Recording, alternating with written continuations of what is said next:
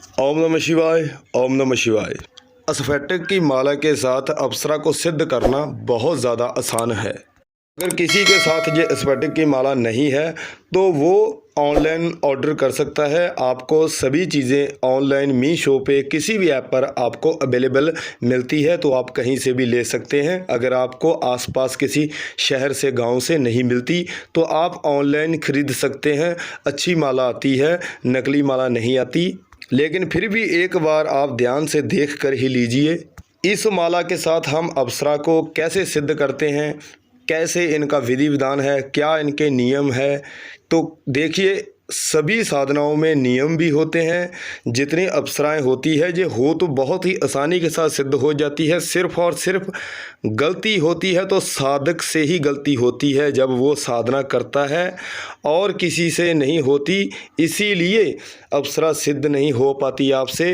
तो आज हम आपको इनका बहुत ही आसान साधना आपको बताने वाले हैं। बहुत ही आसानी के साथ आप अप्सरा को सिद्ध कर पाएंगे। तो चलिए आगे बढ़ते हैं। सबसे पहले जो भी आपका देवी और देवता है, आपने उनसे आज्ञा और अनुमति लेनी है। मैं आपको जितनी भी साधना बताता हूँ सभी साधनाओं में हम आपको ये बात सबसे पहले बताते हैं, और ये बात सबसे ज़्यादा ज़रूरी भी है। नहीं तो आप साधना को कभी भी सिद्ध नहीं कर पाएंगे। कितना भी ज़ोर लगा लीजिए, आप अगर डायरेक्ट साधना पर बैठ जाएंगे, किसी अपने देवी देवता को भोग प्रसाद देकर नहीं साधना अनुमति नहीं लेंगे, तो आप साधना जब करेंगे, आप कोई भी साधना कर लीजिए, आसान से आसान कर लीजिए और कठिन से कठिन कर लीजिए, जितने दिन मर्जी आप तपस्या कर लीजिए, जब तक आपके देवी देवता खुश नहीं होंगे आपसे, तब तक वो शक्ति को आगे नहीं आने देंगे। जब तक शक्ति आगे नहीं आएगी तो तब तक वो आपकी साधना पूर्ण नहीं होगी। तो इनसे बेहतर यही है, आप जिस भी देवी देवता को मानते हैं, सबसे पहले आपने उनसे आज्ञा अनुमति लेकर साधना को स्टार्ट करना है। अगर आपका गुरु है तो आपने गुरु से भी आज्ञा ले लेनी है। अगर नहीं है तो आप शिव शंकर जी को गुरु मानकर आप उनसे भी आज्ञा अनुमति ले सकते हैं। अब बढ़ते हैं साधना की तरफ। कैसे होगी ये साधना? जब आपने ये सभी आज्ञा और अनुमति ले ली, उसके बाद आपने माला को लेना है। माला को सबसे पहले आपने शुद्ध करना है। तो माला को गंगा जल के साथ आपने शुद्ध करना है, और साथ में गणेश महाराज जी का साबर मंत्र आप कोई भी ले सकते हैं और उनको 21 बार जाप कीजिए। उसके साथ ही साथ आपने गंगा जल में उसको घुमाते जाना है और 21 बार मंत्र जाप करते जाना है गणेश महाराज जी का। जब ये सब हो गया तो आपकी माला शुद्ध हो जाएगी। अब आपकी माला है जो वो साधना के लिए बिल्कुल रेडी है। ये साधना हमारी रागिनी अप्सरा की होने वाली है। रागिनी अप्सरा एक ऐसी अप्सरा है जो कि सबसे ज़्यादा तीव्र गति से काम करती है। आपने यहाँ पर काम बोलना है, वहाँ पर आपका काम फट से हो जाएगा। इसीलिए ये जो अप्सरा है, ये अप्सरा काम करने में बहुत ज़्यादा तेज़ है। तो इसीलिए आज हम आपको इसकी साधना बता रहे हैं।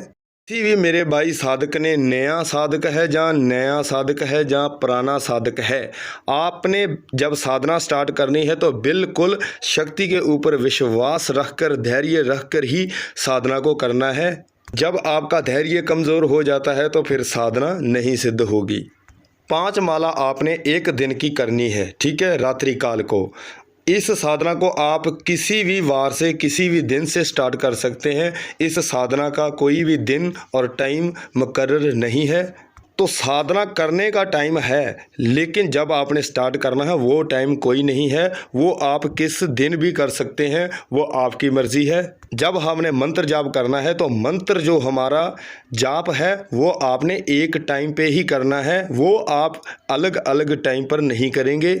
एक टाइम पर करने में हमको ज़्यादा बेनिफिट देखने को मिलता है, और जल्द से जल्द हमको अप्सरा सिद्ध होने के चांस भी बढ़ जाते हैं। इस साधना को हमने रात्रि काल में करना है। मंत्र जाप रात्रि काल को करेंगे जब दुनियादारी सो जाती है।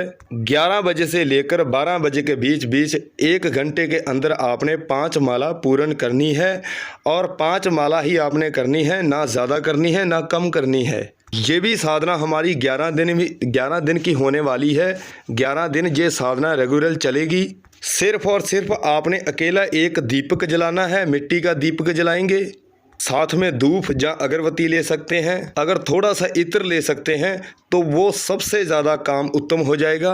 और साथ में स्फटिक की माला लगेगी। बस इतना कुछ ही लगेगा। सरसों का तेल चलेगा दीपक में, और बाती आप कोई भी डाल सकते हैं। कलावे की डालिए, रुई की डालिए, वो आपकी मर्जी है। सबसे पहले आपने खोज करनी है कि साधना करनी कहाँ पर है, कौन सी जगह पर करनी है। घर पे करनी है, घर से बाहर करनी है, खेत खलियान में करनी है, जहाँ जंगल में करनी है, जहाँ नदी के किनारे करनी है। सबसे पहले आपने ये डिसाइड करना है। उसके बाद जहाँ पर आप बैठने वाले हैं वहाँ पर ज़्यादा गंदगी नहीं होनी चाहिए, साफ़ जगह साफ़ सुथरी होनी चाहिए। अगर नहीं है तो आप साफ़ सुथरी कर सकते हैं एक दिन पहले जाकर। अब हम आपको मंत्र बता देते हैं। मंत्र है रागिनी अप्सरा प्रत्यक्षीकरण अगच्छा गच्छ स्वाहा। ये मंत्र है और इस मंत्र को आपने 5 माला करना है, ठीक है। रात को 11 बजे से लेकर 12 बजे के बीच आपने साधना पूर्ण कर देनी है।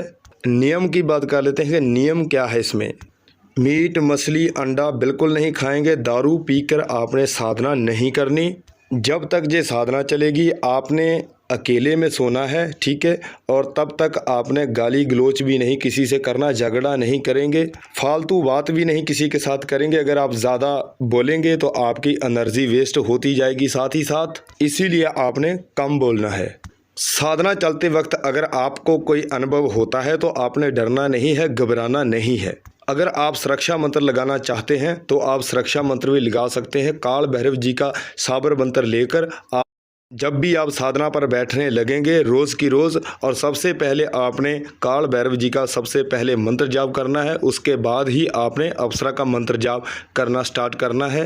जब आपने 21 बार काल भैरव जी का मंत्र जाप कर लिया, जब आपका 21 बार पूर्ण हो जाएगा तो अपने शरीर के ऊपर आपने एक फूंक मार देना है, वो दम हो जाएगा। आपका जो शरीर है वो सुरक्षा कवच के अंदर बंध जाएगा। उसके बाद आपको कोई घबराने की ज़रूरत नहीं है। उसके बाद आप अप्सरा का मंत्र जाप कर सकते हैं। जब आपका आखिरी दिन होगा, 11वां दिन जब आपका आखिरी दिन होगा, उस दिन अप्सरा आपके सामने आकर खड़ी हो जाएगी।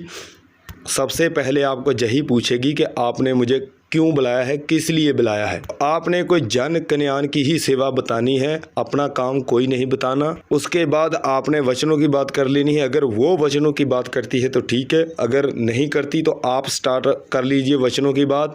आपने सबसे पहले यही बोलना है कि हे देवी आप मुझे वचन दीजिए। 3 ही वचन आपने लेने हैं, 3 ही वचन आपने देने हैं, बस इतना ही काम है। उसके बाद जब वो जाने लगेगी तो आपने उसको ये भी पूछ लेना है कि जब मुझे ज़रूरत पड़े तो मैं आपको कैसे बुलाऊं, तो वो आपको बता कर जाएगी कि आप कैसे बुला पाएंगे। साधना स्टार्ट करने से पहले सबसे पहले आपने ये डिसाइड करना है कि आपने उनको किस रूप में सिद्ध करना है। माँ के रूप में सिद्ध करना चाहते हैं, बहन के रूप में सिद्ध करना चाहते हैं, जहाँ मित्र के रूप में, जहाँ दोस्त के रूप में सिद्ध करना चाहते हैं, तो जहाँ पत्नी के रूप में आपने सबसे पहले ये डिसाइड करना है। जब आपने डिसाइड कर लिया उसके बाद आपने हाथ में गंगा जल लेकर संकल्प लेना है 11 दिन का कि ये मेरा नाम है, ये मेरा गोत्र है, ये मैं साधना करने वाला हूँ। और जहाँ पत्नी के रूप में करने वाला हूँ, जहाँ बहन के रूप में, जिस भी रूप में करना चाहते हैं संकल्प के साथ ही आपने बता देना है। अगर आप पत्नी के रूप में करना चाहते हैं, तो अगर आप शादीशुदा हैं तो ये भी आपने साथ में बता देना है कि मैं शादीशुदा हूँ, इसके बावजूद भी मैं पत्नी के रूप में साधना करना चाहता हूँ। ऐसे आपने संकल्प लेकर साधना को स्टार्ट कर देना है। ये सबसे पहले करना है आपने। अगर आपको किसी बात का नहीं पता चलता तो आप हमें कमेंट सेक्शन में मैसेज करके पूछ सकते हैं। तो लाइक शेयर सब्सक्राइब करना मत भूलिए, बाद में आप भूल जाते हो तो प्लीज़ अभी कीजिए, या लाइक नहीं करते। हम आपके लिए इतना आसान साधना लेकर आते हैं तो मेरे भाई यार लाइक तो कर दीजिए। लाइक करने में आपका कुछ नहीं जाता, हमें बहुत ज़्यादा सपोर्ट मिलता है। इसीलिए हम आपके लिए आसान से आसान साधना लेकर आते हैं। ऐसे ही साधना लेकर आपके लिए आते रहेंगे, आसान से आसान ही लेकर आएंगे, बहुत ज़्यादा आसान लेकर आएंगे। तो लाइक शेयर सब्सक्राइब करना मत भूलिए, ठीक है। अब हमें इजाज़त दीजिए। ओम नमः शिवाय।